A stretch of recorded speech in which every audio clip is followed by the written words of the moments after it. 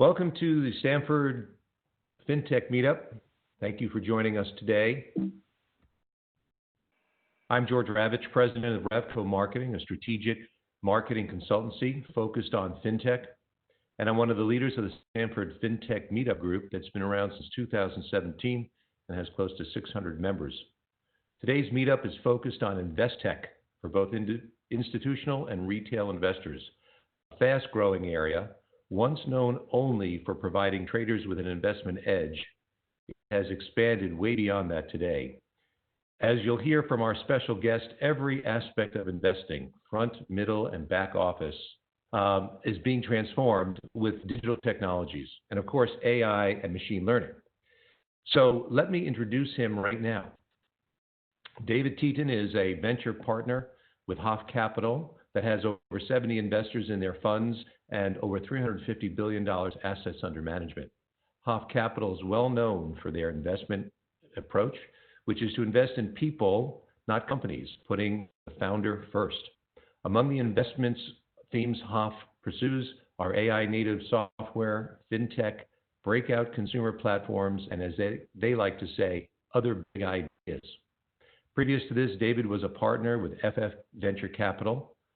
David specializes in investment technology and is an advisor to emerging investment managers and clients like Goldman Sachs, Icon Enterprises, Birch Hill Equity Partners, to name just a few. He is a prolific writer on a wide variety of topics of interest to investors, entrepreneurs, and FinTech enthusiasts. One look at his website, teten.com, and you will see that he has created a wealth of information that he shares with the industry. A true industry thought leader. And if that's not enough, David is a serial FinTech entrepreneur with 2 exits. Welcome, David, and thanks for being with us today. So today, we're going to cover the following topics: how the investment management business is changing and why, how industry disruption will change the industry and the results, the role of AI and machine learning plays in this disruption, and how you can be well positioned for these changes. We're going to start with a short presentation from David to level set, and then we're going to open it up to questions. You can use the chat feature on the right side and let me know if you want to ask a question. You can simply send them to me via chat and I will ask them for you. Okay, let's get started. David, go right ahead. Okay, David here. Nadia is just going to turn over a presentation to me. Thank you very much, Nadia. Thank you very much, George. And hopefully we'll have no technical issues. So a little bit of context. I'm going to go through this at a fast pace because we've got a lot of material to cover. I welcome your questions. Feel free to interject them into the group chat or discuss them then, or just email me afterward. I'm going to talk about in general, the business of investment management. So from a VC point of view, this is a very compelling business because it's very lucrative for its participants, but it has a lot of unhappy clients, like the pension funds that are not going to get the returns they need, and the retail investors who complain that they are not getting a return on their 401ks. And as a VC, I look for traditional industries that have big profit pools that I can pursue and turn those analog dollars into digital dimes.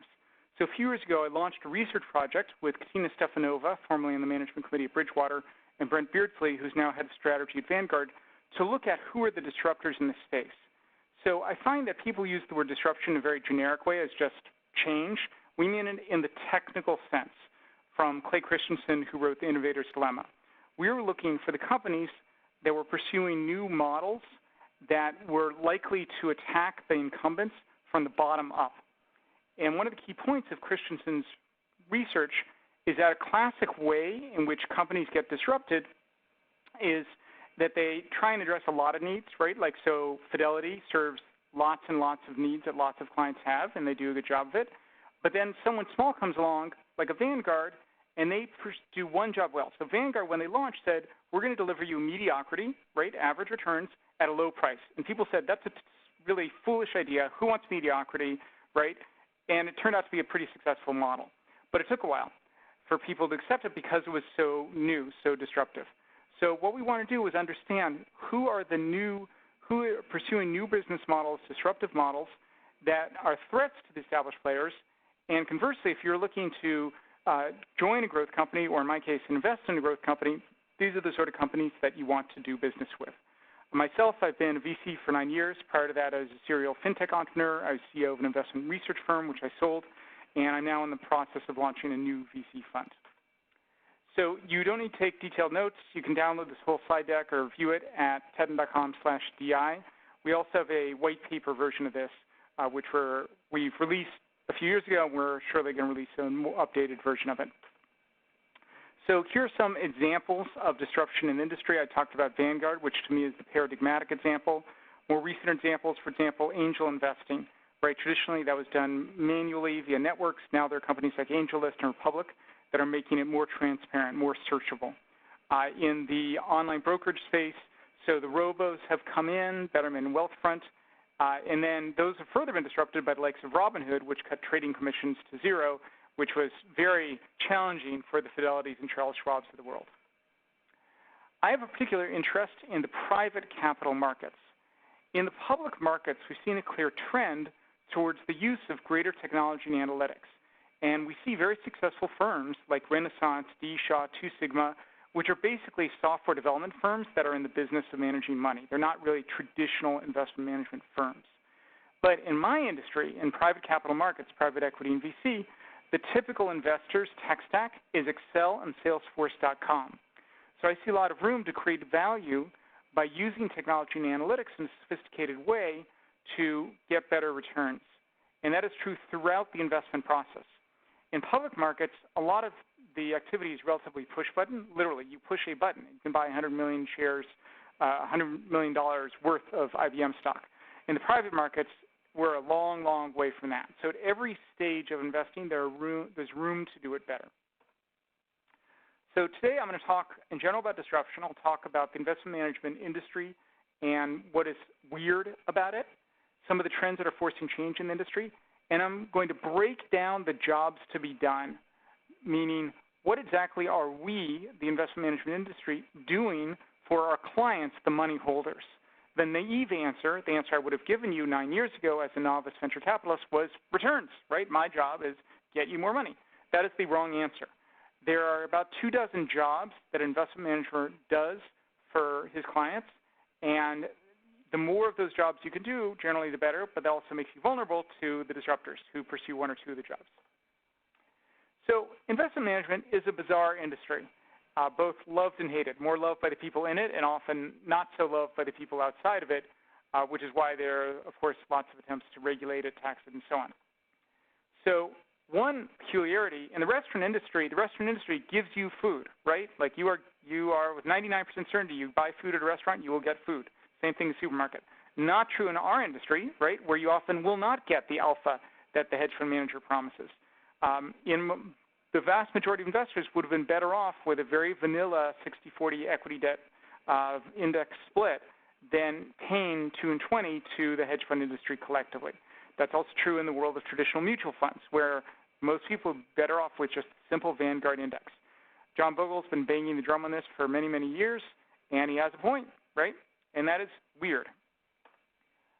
Another dynamic, there's plenty of evidence showing that the larger you are, the more your returns are likely to be hurt because it's harder to grow a large pool of money.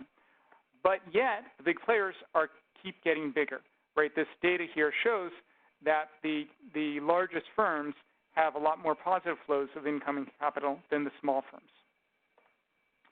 It's also a near zero-sum game. In the restaurant industry, if I open up a new Italian restaurant, it's going to have very little direct impact on other restaurants in my neighborhood because there's so many other restaurants out there. We're not competing over small pie. But in investment management, you're almost always directly taking returns from someone else when you make a trade, right? Because you're getting a trade that they could have made, but they didn't, and you were the smarter investor and you did it. There are also a lot of principal-agent conflicts in our industry, particularly because there are so many intermediaries. So we have new intermediaries, like a Cambridge Associates, who monitor the intermediaries, meaning fund managers like myself, for conflict of interest, right? Sort of like the Dr. Seuss book about the watcher who watches the watchers. So that results in lots of opportunities to make money and various conflicts of interest, like investment management firms who pay consultants to advise them on how better to market via the consultancies. It's also very lucrative. So this is some data on just how much money you can earn at less personal risk than in any other industry, right? So the numbers are dramatic between what is common in our industry and what is the norm for most of white-collar America, let alone blue-collar America. We also have disproportionate power to create systemic risk. And that's way outside of today's conversation, but worth highlighting because not so long ago we all saw just how impactful that can be in all of us. Another irony is a cliche of our industry is diversification, right? That's the only free lunch in investment management. But internally, the industry is extremely homogenous.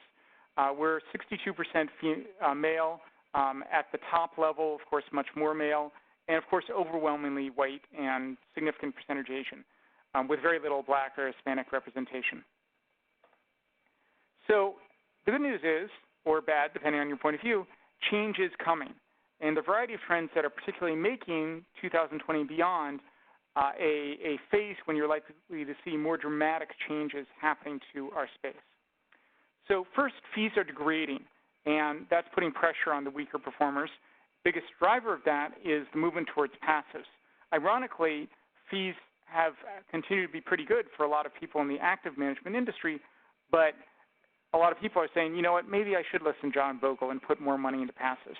And this data shows the passives have gone from 8% to 24% of total capital in mutual funds and ETFs combined.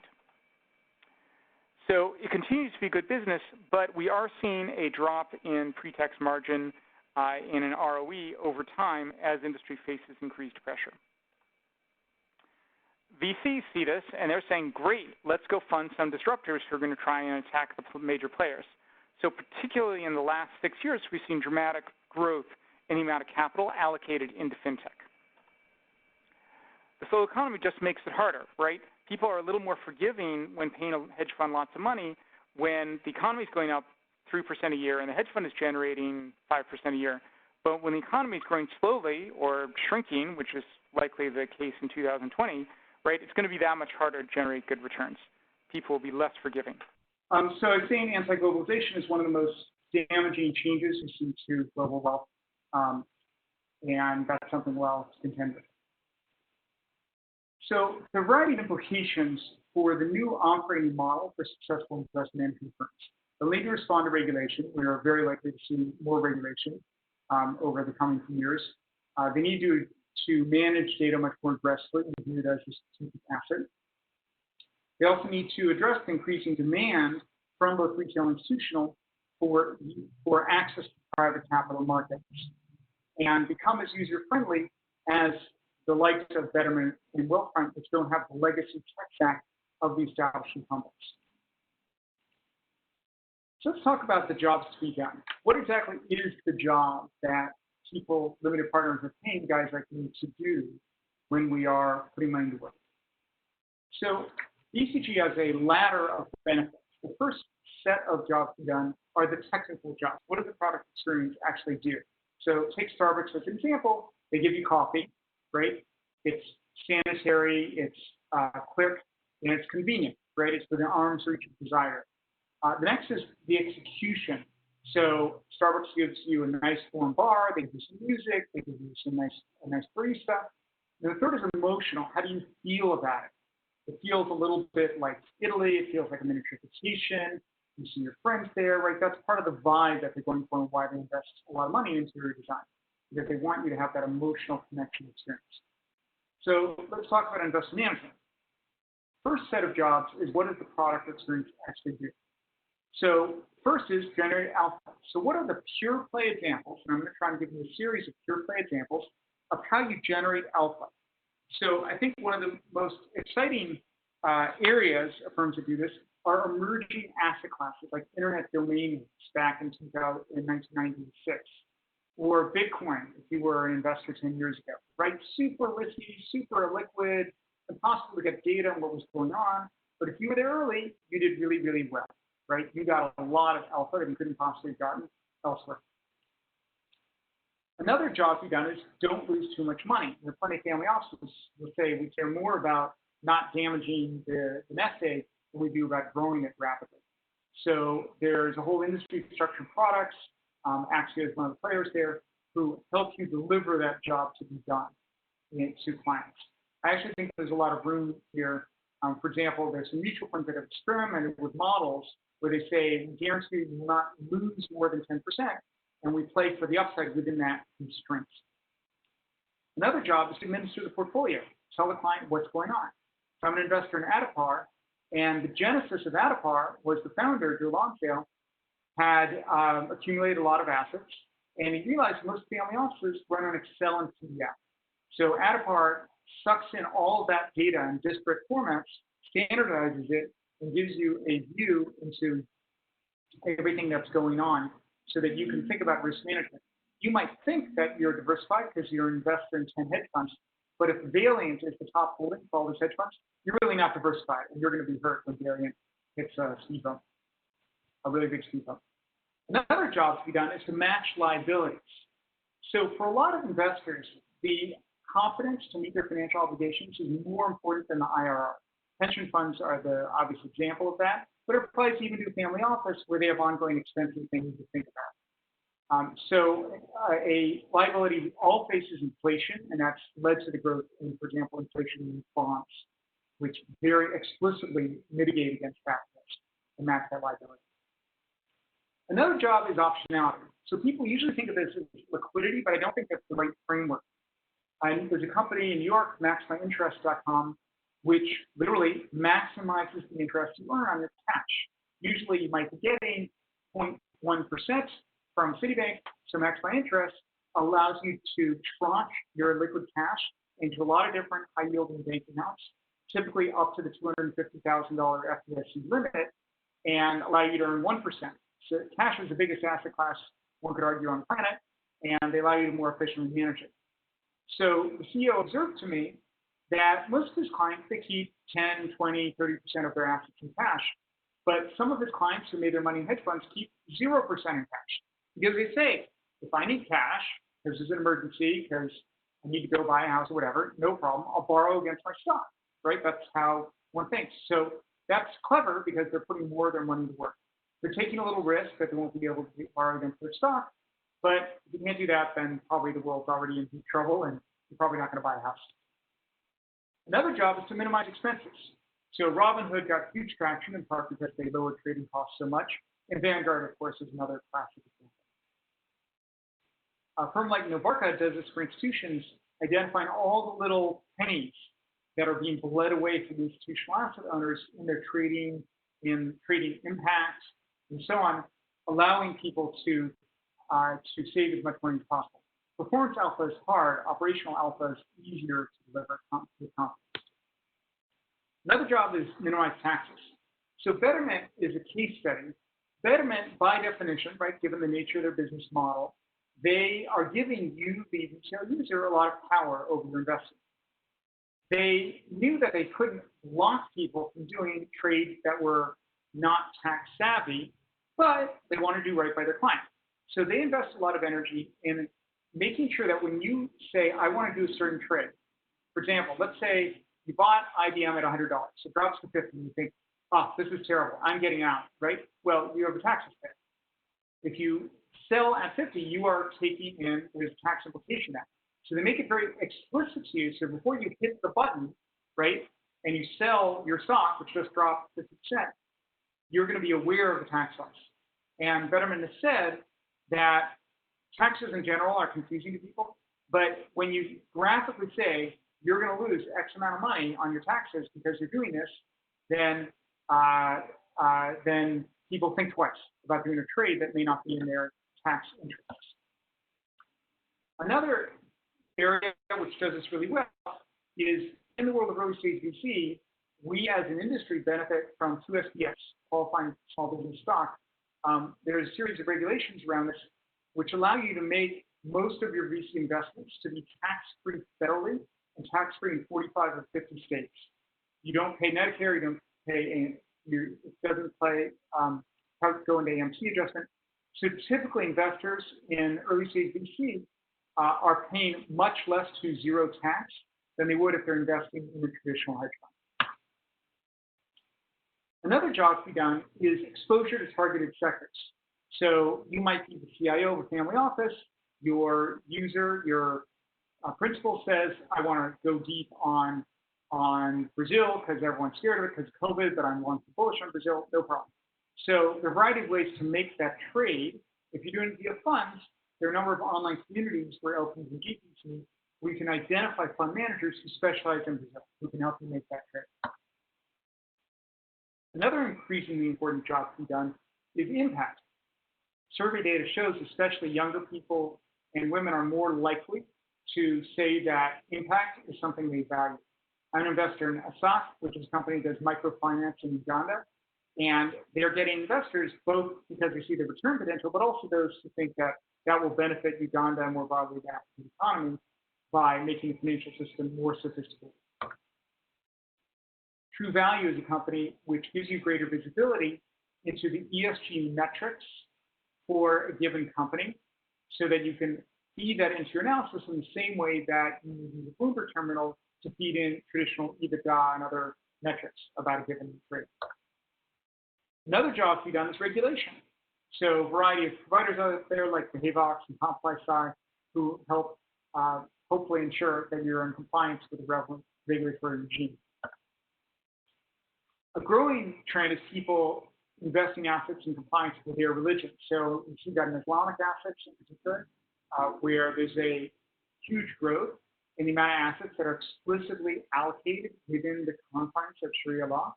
And you see the same thing, by the way, in Christian finance, where there's also been increasing demand. Another job to be done that people are more sensitive to in the modern era and the COVID era is scale risks, right? So that's why you see people buy homes in New Zealand because they think, oh, I'll go there if the world blows up. It's a little harder when there are no airplanes, but I appreciate the theory. A company like Predata helps you identify new frontier risks, quantify that, and use it to inform your judgment. I think that one very safe prediction for 2020 is risk management as a discipline will grow in power because people are newly aware bad stuff happens. It's very easy to ignore the gray rhino, meaning the disaster you see on the horizon. Plenty of people warned us about a pandemic, right? Said the pandemic would come. George W. Bush actually warned about that many years ago. But it's hard for people to pay attention to it. And so as a result, despite the fact that we've had presidents of both parties who warned about it and set in place people to address it, we see lots of challenges in actually addressing the gray rhino when it hits all of us squarely in the backside. So the core function is to execute investments. The essence of investing is to make wise investment decisions. So we break that into 5 jobs to be done. You have to source, you got to research, you got to make decisions, you got to manage the portfolio, and then you have to exit. So interesting tools, exploding topics.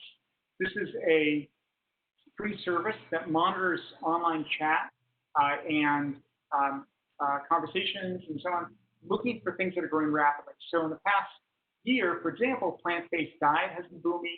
Beauty fridge. My 12-year-old wants me to buy her a fridge for makeup. I said absolutely no way, but apparently this is a thing.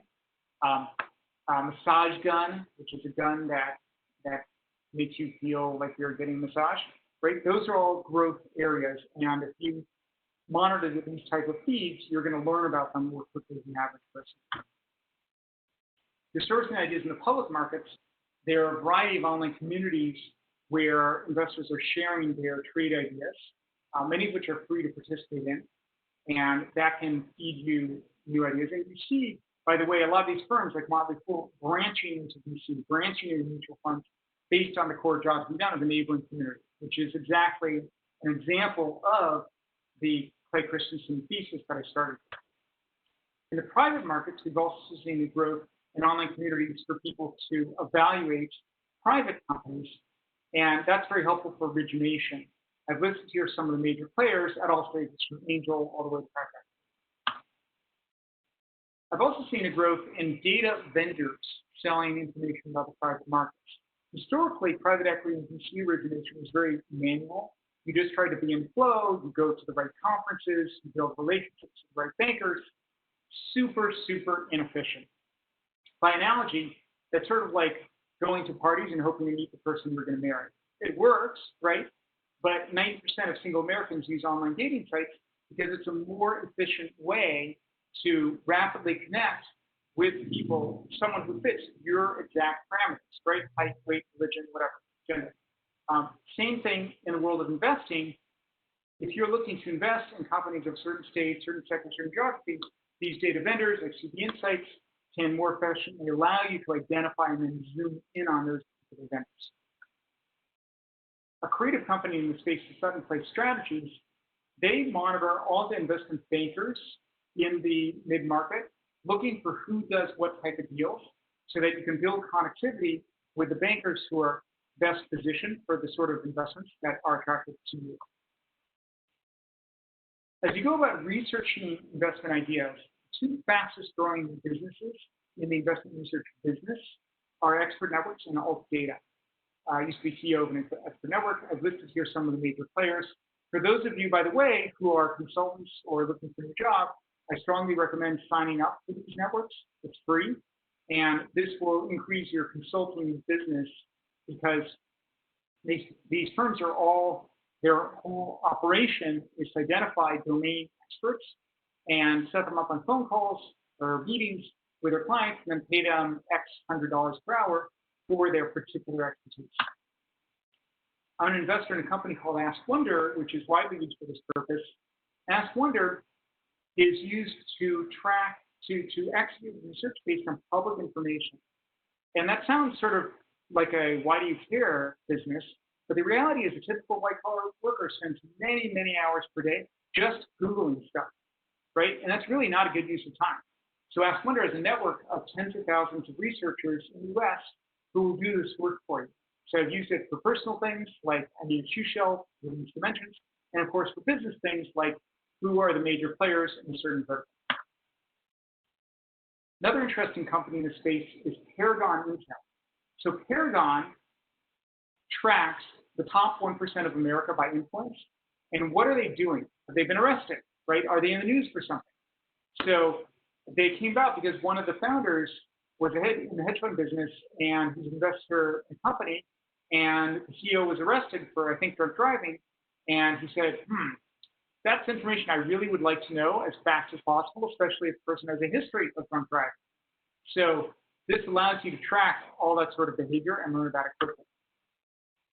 I'm an investor in Earnest Research, which takes proprietary data sets, for example, credit card transaction data, mines it, and then sells those insights or gives you direct access to our data, depending on the nature of the client. And as you can imagine, credit card transaction data is very, very predictive of certain companies' financial performance. Think about how J.Crew today, right, or most e-commerce companies, 99% of their business is credit and debit cards, not cash in the COVID world. And their data allows you to predict with high accuracy next quarter earnings for companies next with those sort of patterns. So when you actually make the decision, the classic model of making a decision is you do all your research and then you freeze it. You write a memo that captures the story, you make a spreadsheet with some comparables, you put in some sensitivity analysis, hopefully if you have time, and you archive all of the notes from your meetings and all the research reports you downloaded. And you have an investment committee meeting and you say, I think that we should invest in this company, and you talk, and hopefully you write the check. Or hopefully not, right? We don't know.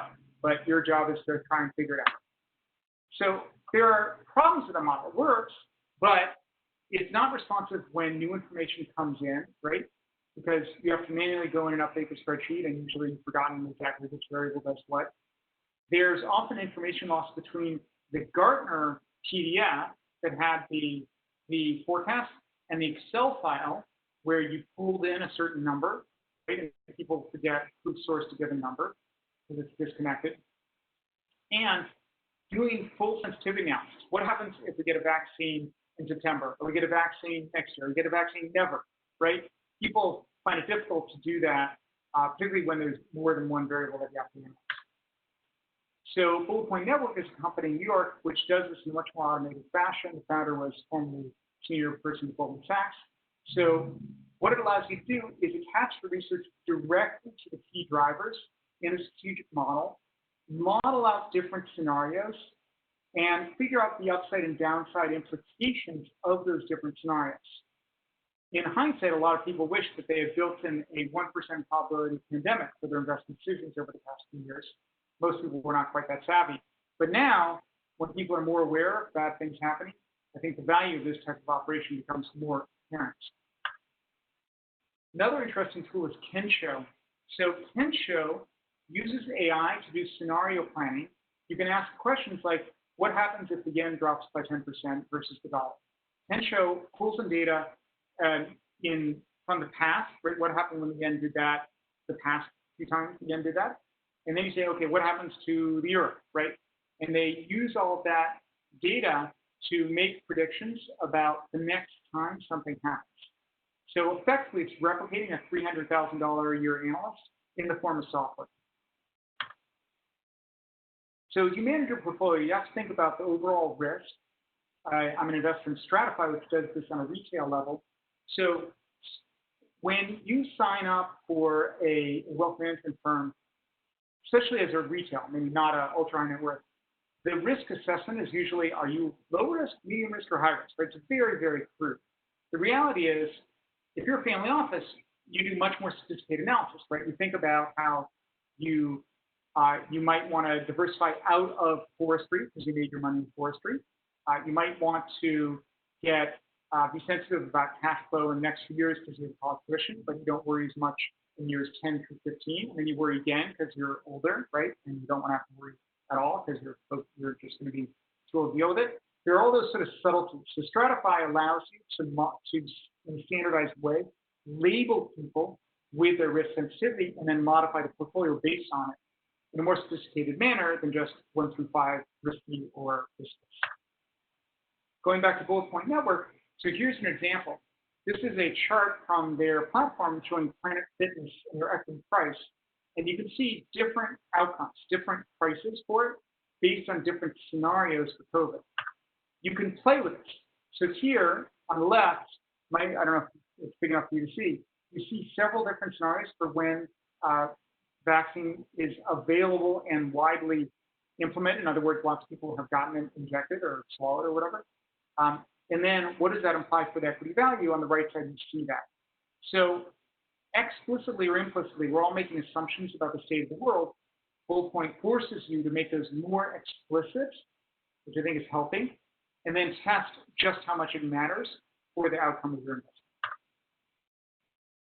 In the world of private equity, VC, one of the things I really love about our industry is in public markets, it's sort of like roulette. You place your trade, and then what can you do, right? You can pray, you can hedge, or you could walk, but that's about it.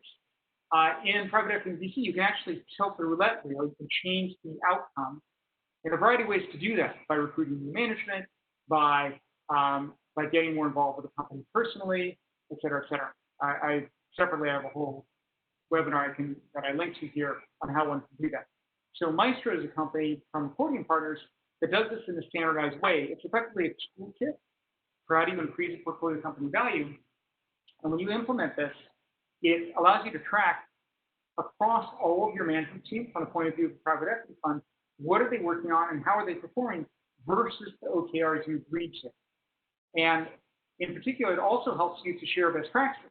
So if you're a specialist investor in restaurants, and one of your restaurants is doing a really good job figuring out how to make money in social distancing world, it allows you to more effectively scale those learnings to other restaurants in your portfolio. Another use of BPN, Bullet Point Network, is simulating future exit multiples based on what you think the state of the world will be 5 years from now when your company reaches maturity. So the next category of jobs to be done is what does the product experience provide to the client in its execution, right? So if you go to a business meeting in Paris in Southern California, you can, in theory, do it in a beautiful swimming pool. I don't recommend this, but that's part of what they're selling in this photo is you're going to have an amazing, beautiful, sunny experience. a huge pain point for most of traditional investment management is the technology, right? The irony is, on my free Facebook, Twitter, Instagram app, things are seamless and quick and intuitive and beautiful, and I pay a lot of money to the investment management firm I use, and it's a terrible, atrocious, painful, paper-ridden experience to engage with them. Just embarrassing. So I see a lot of room to do this better, and that, of course, is part of the secret of Betterment and Wealthfront, is they made it much easier to do business with these firms. So the backup is customer service, right? When people can't click a button to get done what they want done, they press the button to contact customer service. And then usually they have a bad experience. Every time I engage with my financial management institution, they send me this encoded email and I have to enter a password just to read it, just huge pain. So somehow or another, Betterment doesn't make me go through those hoops. So I see lots of room to do this better. One of those ways is to automate the workflow. Celerity is one of the firms that specializes in doing this for finance. Another experience is to build the network. That's a big reason why people invest, although they may not want to acknowledge it. They might buy Berkshire Hathaway stock to say they're shareholders or to go to the meeting. In VC land, people sometimes invest in a company because they want to say, I am a co-investor with Andreessen Horowitz or some other top-tier firm. People also want to be educated. This is particularly an issue in finance where things are so fast-moving, but the clients usually stop their formal education with their MBA, if that. So some firms are devoting significant resources and providing ongoing education. And then, of course, there are a variety of websites like Investopedia, which give you ongoing access to chunks learning in the areas that are of interest to you. Another job to be done is self-discipline. So you would think this is not a job that we have to do, but it actually is because people are so bad at it. About 2/3 of our healthcare costs in this country are self-imposed because people eat the wrong foods, drink the wrong things, they don't exercise, they don't wear a mask, and so their odds of getting sick go up. So I think a really creative company in the space is Stick, which is in Connecticut, STICKK. One of the founders is Barry Nailbach, a prominent behavioral finance professor. So what Stick does is if you say to them, my goal is to save $50,000 for family vacation, great. You can put money down. You can say, if I fail to hit that goal, I'm putting $500 in escrow, and that money is going to go to, could be an enemy, could be the KKK or some other charity you find offensive, could be someone you really dislike, right? Or it could go to Greenpeace, some of the charity you might like. But it's very motivating when it goes to the KKK or something you find offensive, because that really, really ticks people off. And if you want to lose weight or you want to save a certain amount of money, Stick helps you stick to your commitments. Mint is another example where they have built-in goal tracking to help you achieve your financial goals. So the last set are the emotional jobs to be done. So peace of mind is a huge one. And people don't like talking about these emotional jobs, because sometimes it's embarrassing, but they really matter. Remember my slide earlier showing how the big keep getting bigger? One reason is because you're not going to get fired for choosing to invest in a Goldman Sachs mutual fund, right? Your odds of it being a Ponzi scheme, really low. When you invest in a new mutual fund, hedge fund, private equity fund, odds that they're fraud or something embarrassing that blows up, they're definitely higher than in an established compliance-sensitive institution. It's never zero, but the odds are better. Social validation. So this is Elizabeth Holmes, CEO of Theranos. So she was extremely successful in raising lots of money. In fact, she raised a couple billion. And ironically, almost all that money did not come from traditional VCs. It came from other players. And in hindsight, almost none of these people actually did their due diligence. Does the blood testing device work? They were just free riding on the assumption of, oh, the other people did their diligence. So they were getting the emotional benefit of social validation to the exclusion of actual scientific validation. Exclusivity, that's another job to be done. The king of this is this gentleman, Bernie Madoff, perhaps you've heard of him. So part of the secret of his success was very stable returns, which is easy to do when you make up the numbers. And you always tell people, I just have limited capacity, I only let in my friends, right? And so people feel like they're getting a good deal. They didn't do a lot of DD because they felt they were getting a favor from him because they're buddies. So when you feel like your emotional buttons are really being hit well, you might want to have your fraud awareness a little higher. Another job is excitement. So I'm an investor in Indiegogo, a crowdfunding site. They've raised money for tens of thousands of new products and new companies and new artistic initiatives. And one of the major reasons people invest is because they are just excited, right? It makes them happy to give money to a particular product. I'm an investor in a brain sensing headset company called Interaxon, and they raised $300,000 on Indiegogo from people who said, I know you haven't built this product. I know the product is hard to build, but I'm so excited about a headset that will read my brain and tell me for meditating. Well, I will give you a couple $100 with no recourse if you fail to deliver it, just to build this thing. And that works. And now they shipped it, and I hope you'll all buy it. So let's talk about some next steps. Retail investors are, in general, poorly served. Lots of opportunities to do a better job for them. I think that a lot of these companies that I discussed are companies that you might want to consider either working with if you're in transition or partnering with if you're at an established financial services firm. I would think about ways to get users more engaged and thoughtful about the investing process. In some ways, when you invest in an index fund, it's set and forget it, right? That's part of the value. You don't have to worry. But the problem is then people don't care as much. So that's one of the reasons why you see large investment management firms creating next-gen initiatives and sorts of events, because they want people to care more about what's going on with their money.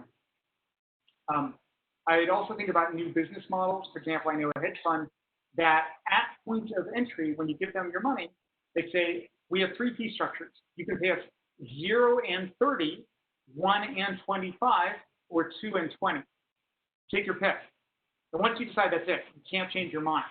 And that makes sense, right? Because people may say, look, I really resent paying you management fee, but if you give me great returns, I'll pay you 30%. And other people say, I'm fine with 2 and 20. On the pension side, this is just a gray rhino waiting to happen, right? We know that pensions in this country are grossly underfunded, and we know that is not sustainable. And I also see a lot of room for emerging managers who are tech savvy, who are aware of the weaknesses of the traditional incumbents and can address them. And that's, of course, what I'm looking to build. So any questions?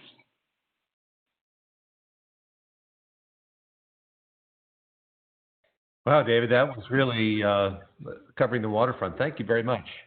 I've asked everyone to send me questions. They haven't sent yet, but let me start with a couple of questions. Right off the top, you said that the industry doesn't really make sense. Lots of reasons that you gave. And I'm wondering whether, after all that you said in terms of the innovation that's changing the industry, whether the industry is starting to make more sense, or will it make sense one day? Well, I can give you reasons for all of those peculiarities identified earlier. One thing that came out of my research is it always bothered me how much money went into hedge funds, despite the fact that returns are on average atrocious. And then I understood, well, a lot of what they're selling is the option value of getting good returns. If you're a CIO of a family office and you say, I really think you should put all your money in Vanguard, you're out of a job, right? No one's going to pay you $5 million to manage money when you're putting it all in Vanguard. So they are addressing the job to be done because they're giving you a lottery ticket at buying something which might produce high quality hedge returns. So I think that some of the peculiarities I highlighted will mitigate over time. I certainly think the industry will get more diverse over time, if nothing else, because the whole demographics of the country are changing, and because the wealth holders, right, they're changing, right? When you have more and more women who are controlling money, at some point they're going to say, how come my wealth manager is always a guy? How come the mutual fund manager is always a guy? So I think that's a pretty safe prediction. And I think some of these have a lag time. So I mentioned the movement with private capital markets. More players in the industry will figure out how to invest in, engage with these companies, and make it easier to do business with such companies. Okay. And then what would you say is going on in the New York area? This group is based in Stamford. Stamford's part of the tri-state area. What would you say? You've mentioned loads of companies in a variety of different disciplines within the invest tech segment. How is New York positioned for that, or the New York metro area? Oh, so I'm very bullish on New York tri-state. If you look at the data on the growth of the VC industry in the New York tri-state area, or really you should think about it as the New York-Boston corridor, we're growing faster than Silicon Valley. We are now the second biggest tech ecosystem in the country after Silicon Valley. We used to be number 3 after Boston, now we're number 2. And if you think about why it is, well, back in the late 90s, there was a whole wave of platform tech companies like Google and Cisco, and they did really well, and they were leveraging off the traditional technology strengths of San Francisco, Bay Area, and of Boston. Now we see a whole wave of companies that are in established sectors, right, like finance. They need finance expertise, and they're applying the lessons of technology in finance, or in fashion, or in media, or in retail. And those companies are much more likely to be New York-centric because New York is the capital of fashion and retail, and of course Wall Street. And New York, I hasten to say, out of deference to Stanford, I mean the New York tri-state area. All right, let me ask one. We have time for one more question, and this is from Brett. Are the opportunities more promising for disruptors challenging incumbent asset managers, or fintechs that do something well and want to partner with or sell to asset managers? I can't really answer the question in the abstract. It all depends on a given company's model. I will say it's always hard to sell, right? Just in general, it's hard to sell. When you're selling investment management services, you're saying, give me your money, I'm going to manage your money. You're competing with so many providers, right? Because there are thousands and thousands of companies that will take your money and manage it for you. When you're selling software, if you've got a good product, you only have a handful of competitors. That alone makes it easier to be a salesperson, and that includes CEO, right? Like fundamentally, if you're an executive, you're a salesperson. That's one of the great advantages of being a tech company as opposed to being an investment management firm. Okay, so for more information from David, you can certainly email him. There's his email address. I highly recommend looking at his website. It's a wealth of information, and I also recommend being a subscriber to his newsletter. And lastly, you can follow him on Twitter at Teten. And lastly, before we go, I just wanted to let you know that we have another meeting scheduled for July 23rd. You'll hear more about that. The topic is entrepreneurship. Top 5 questions you need to ask yourself. We have 2 excellent Connecticut-based entrepreneurs, serial entrepreneurs. Chris August, who is the founder and CEO of Core Chain Technologies and has started 2 companies prior to that, and Daniel Schley, who's managing partner of Dolphin Partners, and he started 3 companies prior to that. So 2 great presenters will be talking about being an entrepreneur. David, thank you so much for being here today to be our speaker. We greatly appreciate it. You gave us an incredible tour of the waterfront of InvestTech and what's going on in the investment management business. So thank you for that. And thank you all for participating today. Thank you so much. Yeah, pleasure. Thank you, Nadia, for helping out on the technical side. Thank you. Appreciate that as well. Okay, that ends the presentation today. We wish you a good day.